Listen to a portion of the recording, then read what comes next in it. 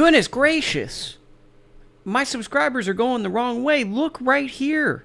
Subscribe now or I have to get a real job. What do you think people don't know about your bout with Kimbo? Because it seems like you two are always going to be connected because you're both icons in the same area.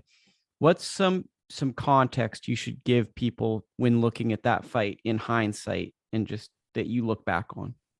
Okay, well, anybody that knows me, right? They know that something is not right with Dada. Again, I don't have to be the most technicalist, but I'm a brain. In the last few fights that I had, everybody got knocked down in the first round. I wasn't born with the reverse. I got one gear, and that's forward, one speed, and that's fast, one level, like in video games, and that's hard. So I was gonna come out and I was gonna bring it, and somebody was gonna get knocked down inside that first round.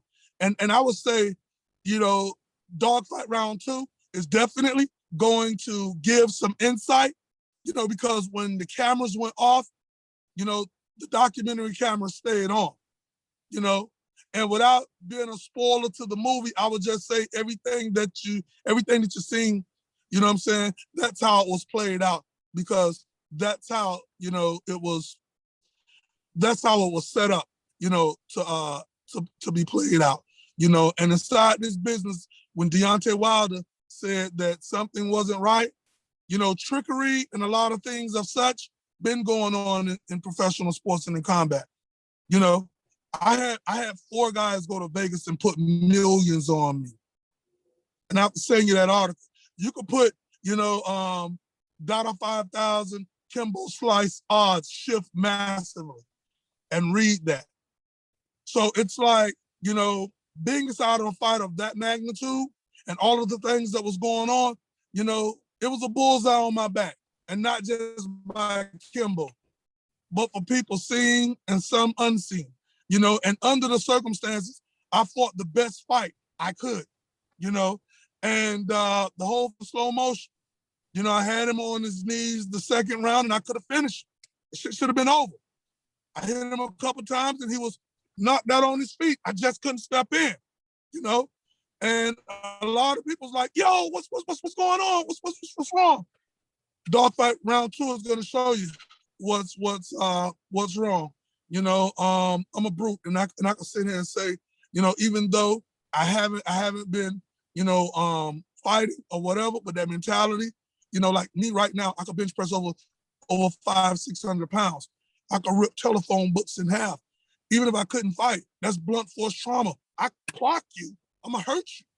And with that animal instinct, you don't need to have a blueprint to finish a person off when you got them hurt, So it's like, for myself, I just want people, they're gonna formulate their own opinions towards the fight, but just know that a guy named Dada 5,000 stood in the front of one of the most feared strikers from the backyard and in professional, for 3 rounds and took 57 of 78 shots that was thrown by Kimbo Slice, and I stayed standing. And we seen what that guy was doing to people, knocking eyes out, breaking jaws. We seen this, and I stood in front of him in that state, in that condition, and I took 57 straight shots out of 78 and stayed standing.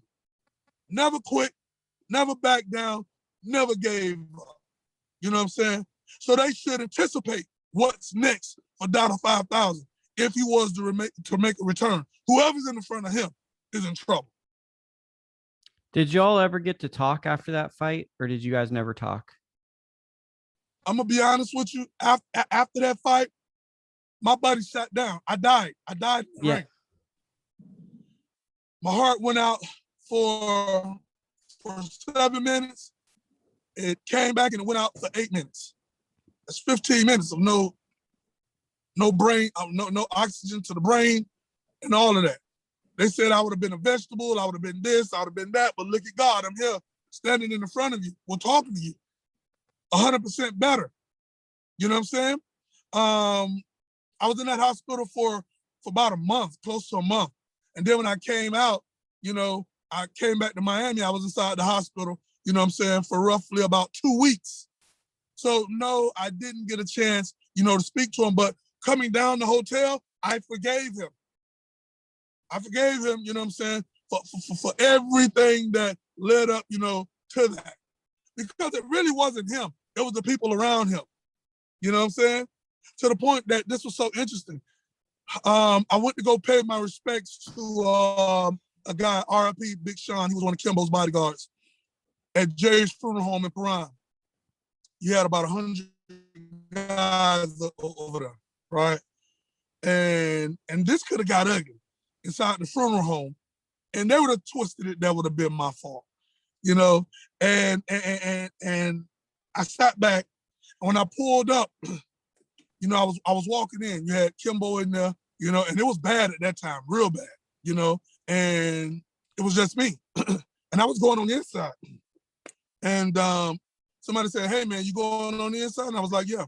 And it was like, "Man, you probably want to wait till those dudes leave." And I'm like, "Who dudes?" And it was like, Kimbo them, And I was like, "Why should I'm going in?" And something hit me. You know what? You're right.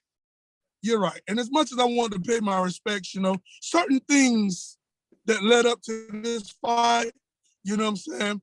A lot the world don't know about. The beef, the feud, it was real. It was real. Like this dude, did not like me for real. And it was not, hatred that was organic. That was natural.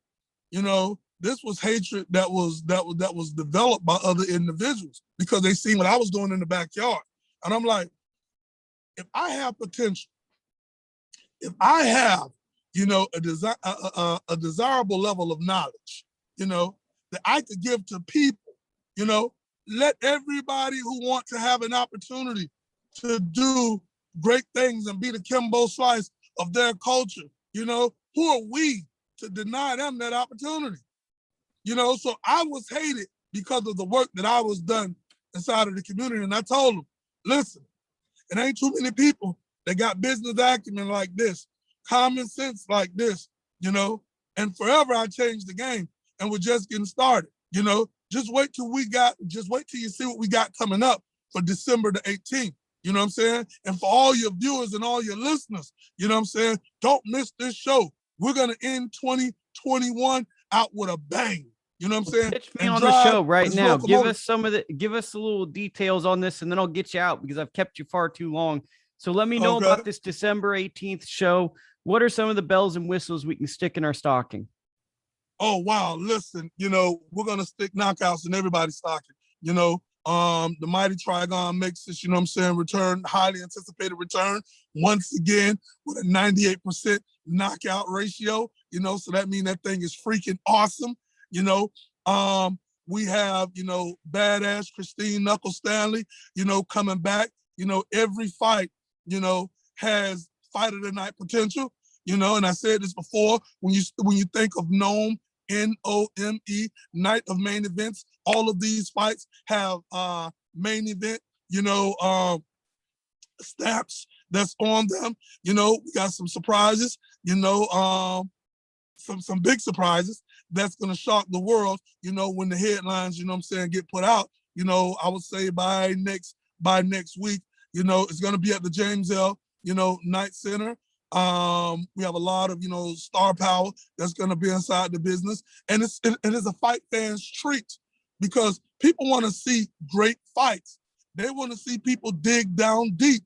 You're paying your money. You're going to get your money's worth. These individuals want to become household names. And for some, you may not know who they are, but their motto is this: you may not know who I am now, but when you see me fight December 18th, not only are you going to know who I am, you're going to know that I have arrived, and you're going to say, hey, when are we going to see you again? And 305 to Worldwide, we're live. And when it comes to bare knuckle, BYB Extreme, we make the weekend. And to all of your followers and to all of your supporters, go follow BYB Extreme, on all social media platforms at BYB Extreme. Subscribe to the BYB Extreme YouTube channel to see some of our latest shows. We have an awesome, cast. Benny Ricardo, Dave Ryan, Claudia Trios, Who else we have? You know, Al Bernstein. You know, we have Mike Goldberg, Paulie Maldonado. Listen, we the real deal. We're not playing around.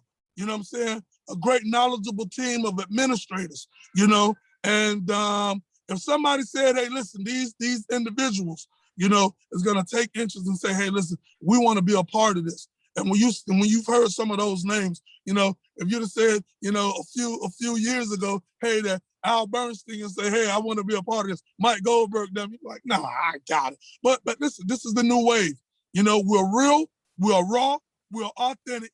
You can't mention bare knuckle fighting nowhere in the world if Dada 5000 and BYB Extreme, you know what I'm saying, name is not in your opening sentence. You know, somebody said, Dada 5000, you're number one. I said, that's a lie. I'm not just number one. I'm number 1, 2, 3, 4, and 5. Dada 5000. We're live. Thank you for having me on your platform. You know, this is just the beginning. There's a lot more to come. Well, I'm a big fan of what you're doing. I think that you're great for all forms of sports entertainment. And I try my hardest to watch every event because I see a lot of passion and I see a lot of people who might go to other forms of fighting, whether it's MMA or boxing, and they'd be labeled a journeyman. And you're empowering a lot of people and giving them press conferences and giving them dignity and respect. And they're becoming great fighters. And I think it's awesome. Hey, listen, and we're a sanctioning body. Our titles are real. You know, you become a champion. Shout out to Jomi Escoboza, you know, being our first male champion. And we have a female, you know, champion. Her name just evaded me. Her sisters is world champions, you know, so shout out, you know, to her. So now we have built inside, you know, Patricia Juarez. You know, that's her name, Patricia Juarez. Shout out to Pat, you know, for being the first women's bare knuckle 135 champion with BYB Extreme. You know, so we have 2 belts that we've given out underneath our stable, and we have more to come. We have heavyweights, you know, light heavyweights, and we're giving these individuals, I mean, yo, you are a bare knuckle world champion. You know, I mean, you've accomplished something, you know, and you should be proud. Because, you know, these are tournaments that led up to this. So you beat multiple people to get to that slot, you know, and here you are as a world champion. And now everything changes from your prestigiousness, from your endorsements, from your purse, you know, and I'm proud of anybody that comes into the realm of fighting. It doesn't matter if it's MMA, if it's boxing, if it's bare knuckle. You know, this is the hurt business that we're in, and you're not guaranteed to get out how you go in. So my hat goes off to anybody inside, you know what I'm saying, combat sports, you know. And again, I work for the people.